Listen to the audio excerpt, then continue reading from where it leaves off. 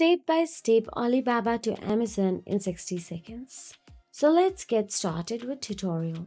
First of all you have to do is select your supplier, set your desired price range, compare suppliers and add the suppliers you are most interested into your favorite list so you can review them later. Search suppliers button and of course look for the price, minimum order size, trade assurance suppliers, gold sellers and verified suppliers.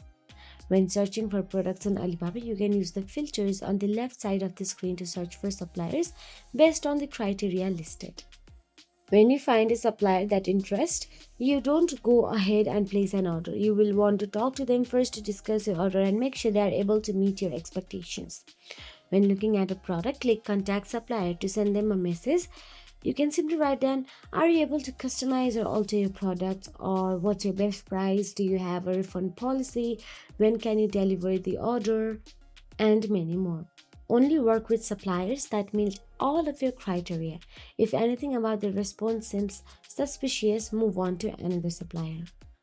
Now, before you place your order, you will need to decide how you are going to get your items shipped to you once they are ready. Most suppliers will be able to coordinate this for you and will usually include the price of shipping into the total cost of your order. There are two ways: sea freight or air freight. Also, if you live in India or Europe, train freight may also be available. This could be a nice compromise between air and sea freight. Then, shipping your products to Amazon.